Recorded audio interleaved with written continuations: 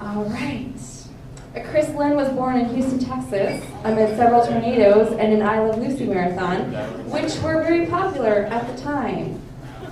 At the age of 6, he chopped down his father's favorite cherry tree. When asked by his father if he had chopped it down, he replied, "Hell yes, I chopped it down, and I hope it burns in hell."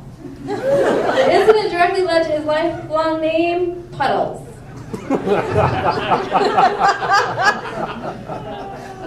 When he isn't working his day job as a wisecracking group of inner-city youths, yes, an entire group of inner-city youths is what he is, you can find Puddles whittling by the river's edge and spinning yarns with his oldest companion, Samuel Dubecker.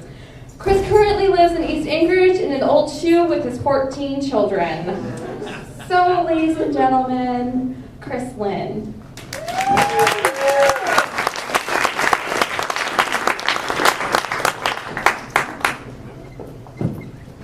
Hello. Hello. Howdy. So I have this very fancy thing going on here, so I don't have to sit here and touch my computer. So, I am. Some of that Hollywood shit. My talk is about B-movie actors, and 3 in particular. So, what is a B-movie? Is Ghost Rider a B-movie? No. No, it's just a $110 million piece of shit. Bad movies don't make B-movies. So, what about Battlefield Earth? They do? Nope. Commercial failures are not B-movies. This one in particular lost $73 million. Now here's a good one. Machete. Yeah, is that a B-movie? It's a good question, but it's not. It's in the Hollywood system. It's in the big with the big boys. But it's styled after a B-movie. So, now what about this one? Oblivion. Now this is my kind of movie. This is a B-movie, and it's a B-movie because it's really kind of laid back. It has little to no budget, and it kind of winks at itself at how bad it is. Just a little side note: that guy there with the red eye, his name's Red Eye.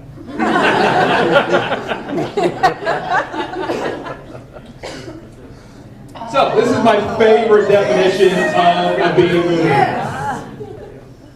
A B-movie is a lively, energetic film, uninhibited by the constraints imposed on more expensive projects and unburdened by the conventions of putatively serious independent films. Basically, it's cheap and fun. And who doesn't like that? You do. Hollywood likes to play it safe. They like proven things. They like 50 Shades of Grey. It's a national bestseller. Yeah, boo. They like graphic novels because they're proven. They like comic books. I like comic books. Well, come on. They like remakes of TV shows in cinema form. They like sequels of remakes of TV shows in cinema form. I know, sun's out, guns out. That's awesome. And they love their remakes. And this one makes me so sad because I know, it is really sad. But Sam Rockwell's in it, and I'm like, Sam, what are you doing, bro? Anyway, Hollywood likes to play it safe. Just to kind of piss you off, here's a list of some remakes that are being made in Hollywood right now. Pet Sematary, Point Break, The Road, Dirty Dancing, An American Werewolf in London, Flesh, Neverending Story, Games, Time Bandits, Escape from New York, Highlander, Little Shop of Horrors, Short Circuit, Gremlins, Iron Science, Blood the Navigator, Vacation, and Overboard. Overboard! Come on! It was perfect the first time.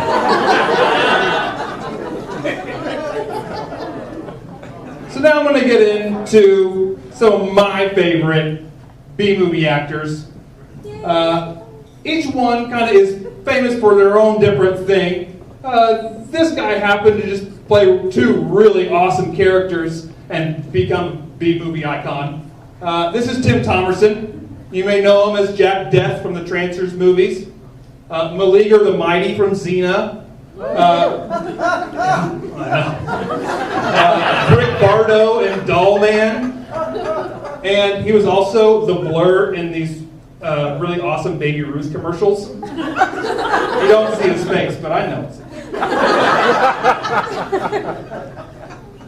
So he started off doing stand-up, and Richard Pryor saw him, and they put him in this thing, Car Wash, and it says Richard Pryor and George Carlin at their best. It's not. He was also in Hawaii Five-0 and Starsky and Hutch. And then he got this. Clark. This is basically the dumpster baby of Lost in Space and Star Trek. There's Tim right there. It's a cutie. His name was Gene, and he had an alter ego that was a woman named Gene. You might know him as a tennis pro in Who's Harry Crumb, the Peace Corps contact for Tom Hanks and Rita Wilson in Volunteers. You might know him as the helicopter pilot in Uncommon Valor. And you might know him as Dolly Parton's boyfriend in Rhinestone. That shirt Sylvester Stallone is wearing is awesome. But this is his big thing. The Trancers, and there's a lot of them. Helen Hunt was in it. Art LaFleur, who's also a great B-movie actor. Richard Hurd, and Thelma Hopkins, who you might know from Family Matters. Let's see here. So here's kind of the breakdown on Trancers. This guy is named Whistler. He is from another planet, and he puts people in a trance.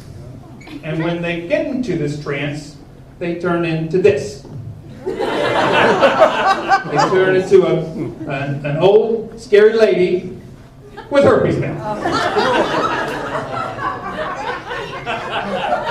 Sorry. And then Jack Death comes around and shoots them with a laser beam, and they get singed, owned, and they turn into just a pile of ash. That's basically Trancers. All of them. All of them. The really funny part is that Trancer 6, they use stock footage of Tim Tomerson from all the other ones. That's awesome. Yeah. Oh, he got paid. He's best friends with Charles Band, who's Full Moon Productions. Who also made this movie. Dollman, which is awesome. Has Jackie Earle Haley in it, who you might know as Dukes from Semi-Pro, the stony guy. And Frank Collison, who you might know as Mr. Hogswallop. RUNNOFT. Oh, yeah. Yeah, that guy. And this is directed by Albert Pyun, who also directed Cyborg and that really awesome 90s Captain America movie that was not really awesome. So, here's the rundown on Dollman. This guy's name is Sprug, and Dollman, Rick Bardo, has basically blasted away every other part that he has, and now he's just a head kind of floating around. So he leaves the planet that they're on, and Dollman follows him. And they get caught in some kind of cosmic trap, and they crash land on Earth, and they meet this guy, Dukes, and someone that looks almost exactly like Gabriel Garcia Bernal. They're the neighborhood toughs. Okay? They run into Sprug after a nice encounter with Rick Bardo, and he kills a bunch of their people, and Sprug goes, "Oh, I'll help you out, I know this guy." Until he starts pushing him around, and then that's Sprug. Splat. And then after that, it's a pretty kind of lame ending of they kind of fight it out, but terribly, and then there's a really lame explosion, and that's that. That's Dull Man. Tim Tomerson's been in a lot of other stuff, but this is his next thing coming out. It's called Bring Me the Head of Lance Henriksen. It's a mockumentary about Tim Tomerson waking up one morning and going, the parts aren't coming my way anymore. All the parts that are for over people that are 65 go to Lance Henriksen. What the fuck? Fuck this guy. So yeah, that's what Tim Tomerson's doing. Next, we're going to talk about this guy, Lance Henriksen. Now, I know some of you guys are like, oh, Lance Henriksen, he's not a B-movie actor. He was in Aliens and Alien 3 and some other stuff that was in the A-list. Well, Versus Predator. Alien versus Predator. Well, the majority of his stuff is B-movies and really bad ones. So you might know him as Bishop. You might know him as Frank Black from Millennium, Detective Hall Vukovich from Terminator, and he's also Sasquatch's best friend. He got his start in Dog Day Afternoon, little bit parts in Network, and a little bit part in Close Encounters of the Third Kind. And then in 1981, he starred in his first B-movie, Roger Corman's Piranha 2, The Spawning, where he played a sheriff, Sheriff Steve. And get ready, here's the big reveal. It was directed by this guy, James Cameron! Yay! James Cameron! And that's why he ended up in this movie. And this movie. Funny story. Lance Henriksen was actually supposed to play the Terminator. When they were pitching the movie to the execs, James Cameron went in, and he had talked to Lance Henriksen, told him to wait outside, and Lance Henriksen was dressed like a Terminator, and he had like tin foil on his face and shit, and then he like kicked open the door and was the Terminator, and James Cameron's like that, that's the guy. And they said, okay, that's cool. They started making the movie, and then Arnold Schwarzenegger tried out for Reese, who was Michael Bihn's character, and they were like, oh, you can hardly speak English. You kind of sound like a robot. Let's make you the Terminator.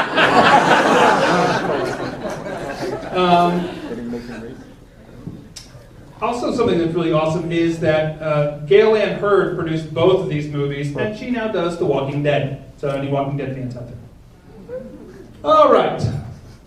I gotta keep moving here. Pumpkinhead. This is a great one. This is a really cult classic. This is one of the B-movie that he kind of got into after those Hollywood picks. Let's see here. What else we got? So basically, in the early 90s, for every House 3, he did a Johnny Handsome. For every Quick and the Dead, he did a Spitfire. And then, in the mid-90s, he did this show called Millennium, which was really awesome. It was created by Chris Carter, and this was not an X-Files spinoff. His name's Frank Black. He's an FBI consultant who could see inside criminals' minds, but not psychic. Okay, it's a big distinction. He wasn't psychic. I know, it's confusing. It got canceled after 3 seasons, and the series finale actually got incorporated into one of the X-Files episodes. Poor Lance. Free to be you and me. Lance Henriksen, since 1999, has been in 87 movies. Just to put this into perspective, Robert Redford has done 73 movies total in his whole career. And 3 of these were about Sasquatch. 3 Sasquatch movies in a 4-year span.